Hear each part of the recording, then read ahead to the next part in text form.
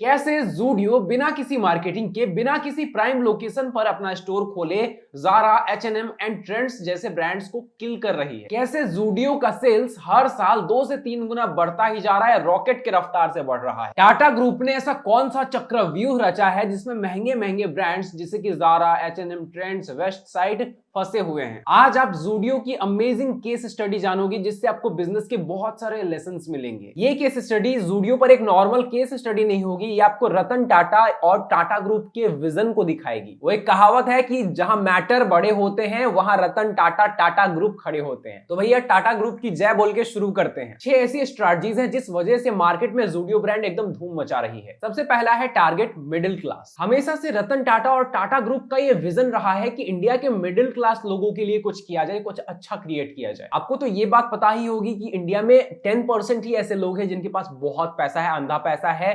90% ऐसे लोग हैं इंडिया में जिनके पास बहुत पैसा नहीं है। ये अपने पैसों को तोड़ जोड़ कर अपना काम चलाते हैं। ये जारा, H&M और ट्रेंड्स जैसे ब्रांड्स को अफोर्ड नहीं कर सकते। लेकिन भैया जी जो ये 90% लोग हैं जो कि टियर 2, टियर 3 सिटीज में रहते हैं, इनका भी तो मन होता है फैशनेबल और ट्रेंडी क्लोथ्स पहनने का। ये भी तो चाहते हैं इनके favourite Bollywood stars, favourite influencers की तरह ये भी ट्रेंडी और फैशन क्लोथ्स पहने। लेकिन अब तक इनके पास ये प्रॉब्लम थी कि जो भी ट्रेंडी और फैशनेबल क्लोथ्स थे इनके रेंज से बाहर थी, मतलब इनके बजट से बाहर थी। तो रतन टाटा जी ने कहा कि आप चिंता मत करिए, हम प्रबंध करते हैं। और इसी विजन से शुरू हुई ज़ूडियो ब्रांड। ज़ूडियो ब्रांड ने कहा कि हम बहुत ही कम पैसों में, बहुत ही सस्ते दाम में ट्रेंडिंग और फैशनेबल क्लोथ्स देंगे जो कि ज़ारा, H&M और ट्रेंड्स जैसे ब्रांड्स ऑफर कर रहे हैं। अब भैया अगर आप मार्केट में 90% लोगों को टारगेट कर रहे हो, अपने 90% कस्टमर को टारगेट कर रहे हो, तो जाहिर सी बात है भैया भीड़ तो लगेगी। अब 90% ऐसे जेनजीज हैं, ऐसे स्टूडेंट्स हैं जिनके पास बहुत पैसे नहीं रहते। जैसे ही उनको मौका मिला कि भैया अफोर्डेबल प्राइस में फैशनेबल और ट्रेंडी क्लोथ्स मिल रहे हैं रतन टाटा जी के कृपा से, वो भर भर के जाने लगे कि भैया अब हम भी फैशनेबल लगेंगे, कॉलेज में अपनी क्रश को इंप्रेस करेंगे। क्योंकि ज़ूडियो ग्रुप मिडिल क्लास को टारगेट कर रहा है, इसलिए बहुत ज्यादा लोग शॉपिंग करने जाते हैं ज़ूडियो में, हमेशा वहां पे भीड़ रहती है। सबसे बड़ा प्लस पॉइंट इनका है कि ये बहुत अच्छा प्रोडक्ट देते हैं, फैशनेबल ट्रेंडिंग होते हैं वो चीज, और ये एक्सक्लूसिविटी मेंटेन करते हैं। यानी हर 1-2 महीने में ये अपने स्टोर को पूरी तरह से चेंज कर देते हैं, नए प्रोडक्ट से भर देते हैं। अब जनता के दिमाग में भी ये चलता रहता है कि भाई ये प्रोडक्ट फैशनेबल, ट्रेंडिंग और एक्सक्लूसिव है, अभी खरीद लो, लिमिटेड ऑफर है, वरना 2 महीने बाद मिलेगा भी नहीं। सेकेंड स्ट्रैटेजी है नो खर्चा इन R&D एंड डिजाइन। कोई भी ब्रांड अपने न्यू डिजाइन क्लॉथ्स को लॉन्च करने से पहले रिसर्च एंड डेवलपमेंट करती है। रिसर्च यानी बहुत सारा रिसर्च, बहुत सारा डेटा कलेक्ट करना कि कस्टमर की फैंटेसी क्या है, कस्टमर को क्या चाहिए, ये सब। उसके बाद उस टाइप का क्लॉथ्स डेवलप करना, बनाना। तो पहला तो रिसर्च और डेटा कलेक्ट करने में अच्छा खासा टाइम और पैसा जाता है, उसके बाद डिजाइन और डेवलपमेंट में अच्छा खासा टाइम और पैसा जाता है। लेकिन ये ज़ूडियो ब्रांड करती ही नहीं है। उसने बोला कि भैया हम ये सब नहीं करते। ज़ूडियो ब्रांड ने कहा कि देखो भैया हम बॉस हैं, हम कुछ नहीं करेंगे, तुम लोग रिसर्च एंड डेवलपमेंट करो, जो चीज ट्रेंडिंग में आएगी उसी को हम बना देंगे दोबारा। यानी जो चीज ट्रेंडिंग में होती है, कोई शर्ट, कोई टी शर्ट जो भी ट्रेंडिंग में होती है, उसी को ज़ूडियो ब्रांड अपने तरीके से क्रिएट कर देता है मिलता जुलता, और उसको सेल करने लगता है। बस उस पर स्टिकर ज़ूडियो ब्रांड का होता है। तो रिसर्च एंड डेवलपमेंट ना करने की वजह से बहुत ज्यादा टाइम बचता है, बहुत ज्यादा पैसे बचते हैं और एनर्जी भी बचती है। तीसरी स्ट्रैटेजी है नो मेकिंग कॉस्ट। अब आप कहोगे क्या क्या कह रहे हो मियां, नो मेकिंग कॉस्ट मतलब बनाता तो होगा ना प्रोडक्ट? नहीं नहीं भैया, ये बनाता भी नहीं है अपना प्रोडक्ट। ये क्या करता है, ये देखता है कि मार्केट में क्या चल रहा है। देखा कि ये ड्रेस मार्केट में चल रहा है, मार्केट में बहुत सारे सप्लायर्स हैं, उनको ऑर्डर दे दिया कि भैया इस टाइप का ड्रेस हमें 1 लाख चाहिए, 1 लाख ड्रेसेस ऐसे हम ऑर्डर कर रहे हैं आपको, आप मुझे भेज दो। अब इससे क्या फायदा होता है, फैक्ट्री बनाना, मैन्युफैक्चरिंग करना, मशीन्स बिठाना, मैन पावर का खर्चा, ये सब बहुत हद तक बच जाता है। तो पहला तो है R&D का कॉस्ट बचा, उसके बाद है मेकिंग कॉस्ट नहीं लगा, यानी मैन्युफैक्चरिंग कॉस्ट नहीं लगा। इसी वजह से जो प्रोडक्ट ट्रेंड्स में 1000 रुपए में मिलती है, यहां आपको 200 में मिलेगी। और एक और रीजन है इसका, वो मैं लास्ट में बताऊंगा। चौथा पॉइंट है रनिंग ऑन फोको मॉडल। इस तरह के जो ब्रांड्स होते हैं उनकी सबसे बड़ी चैलेंज होती है कि ये अलग अलग जगह पर जो स्टोर्स खोलते हैं उसका चार्ज, उसका कॉस्ट बहुत ज्यादा लगता है। तो दिमाग देखो टाटा ग्रुप का, इन्होंने कहा कि भैया हम ना फोको मॉडल पर चलेंगे, यानी फ्रेंचाइजी ऑन कंपनी ऑपरेटेड। यानी कोई बंदा है जिसके पास बहुत पैसा है, वो क्या करेगा, ज़ूडियो की फ्रेंचाइजी खरीदेगा। अब वो किसी जगह पर जमीन खरीदकर स्टोर के लिए बिल्डिंग तैयार करेगा।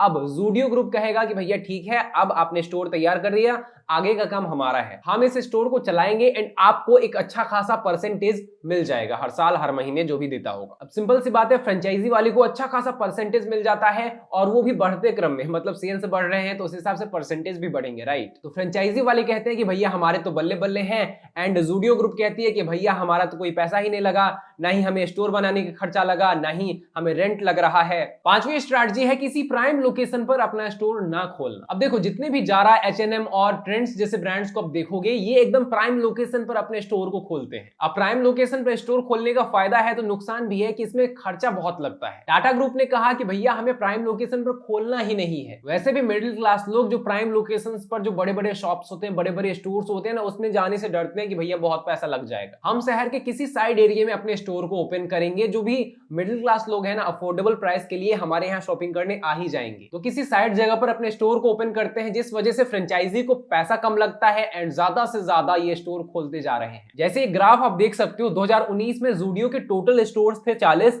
और 2023 में जूडियो के टोटल स्टोर्स हो चुके हैं 352। और एक और चार्ट में आपको दिखा देता हूं जूडियो का सेल्स कैसे बढ़ रहा है रॉकेट की रफ्तार से। FY16 में इसका जो सेल था 103 करोड़ था, उसके बाद 118 करोड़, 144 करोड़, 204 करोड़, 507 करोड़, उसके बाद 480 करोड़ हो गया क्योंकि कोरोना का टाइम था। और FY 2022 में 1094 करोड़ एंड 23 में 3252 करोड़ रुपए। मतलब 2022 से 23 में सीधे 3 गुना हो चुका है। Point number 6, last, no marketing cost. Zara, H&M, Trends जैसे ब्रांड्स मार्केटिंग पर बहुत अच्छा खासा पैसा खर्च करते हैं। इन ब्रांड्स का मार्केटिंग आप बहुत ज्यादा देखते होंगे, बहुत बड़े बड़े सेलिब्रिटीज को लाकर ये मार्केटिंग करते हैं। लेकिन जूडियो 1 रुपया मार्केटिंग पर खर्चा नहीं करती है। इसका स्ट्रैटेजी सिंपल सा है कि भैया हम प्रोडक्ट बहुत अच्छा दे रहे हैं, फैशनेबल दे रहे हैं, ट्रेंडिंग दे रहे हैं और अफोर्डेबल प्राइस पर दे रहे हैं। जो चीज जारा, H&M और ट्रेंड्स 10,000 रुपए में दे रही है, उसको हम 1,000 रुपए में दे रहे हैं। सिंपल सा बात है, 90% इंडिया हमारे साथ है। ये कहते हैं कि भाई हमारा कस्टमर ही हमारा मार्केटिंग करेगा, वो आएगा, सामान ले जाएगा, उसको अच्छा लगेगा, वो अपने दोस्तों को भी बुलाएगा। मैं जब पर्सनली पहली बार जूडियो के स्टोर पर गया था तो मैं किसी सेलिब्रिटी का एड देख के नहीं गया था। मेरे दोस्त ने कहा कि भाई जूडियो में बहुत अच्छा कपड़ा मिलता है और अफोर्डेबल प्राइस में मिलता है, चलो खरीदते हैं, चलो शॉपिंग करते हैं। तो सिंपल सी बात है भैया, मुंह से जो मार्केटिंग होता है वो सबसे बड़ा मार्केटिंग होता है। कस्टमर खरीद के जा रहा है, उसको प्रोडक्ट अच्छा लग रहा है, वो 10 और लोगों को बता रहा है, वो 10 लोग भी जाएंगे, फिर वो 10 और लोग को बताएंगे।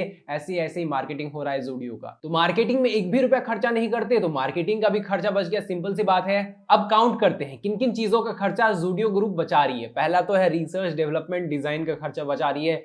उसके बाद है मेकिंग कॉस्ट, जो भी मैन्युफैक्चरिंग, फैक्ट्री, ये वो उस सब का खर्चा बचा रही है। उसके बाद फिर मार्केटिंग का खर्चा बचा रही है। अब यही सब खर्चा बच जाने की वजह से जो प्रोडक्ट ट्रेंड्स, जारा या फिर H&M में 2000 की मिलेगी, जूडियो उसको 500 में बेच देता है। Zara, H&M, Trends shocked, Zudio rocked. तो इन्हीं 6 स्ट्रैटेजीज की वजह से जूडियो बहुत ज्यादा पॉपुलर हो रहा है। आई होप आपको ये वीडियो पसंद आई होगी। पसंद आई है तो फटाक से एक लाइक कर दें एंड कमेंट करके हमें जरूर बताएं कि ये केस स्टडी जो मैंने बताया है, आपको एक्सप्लेन किया है, आपको कैसा लगा। एंड ये भी बताएं कि आपको और सारे ब्रांड्स के केस स्टडीज चाहिए। इस वीडियो को शेयर कर दो अपने उस दोस्त के साथ जो कि हमेशा जूडियो में जाकर शॉपिंग करता है, या फिर अपने उस दोस्त के साथ जिसको पता ही नहीं है जूडियो के बारे में। Thanks for watching guys. Ram Ram ji.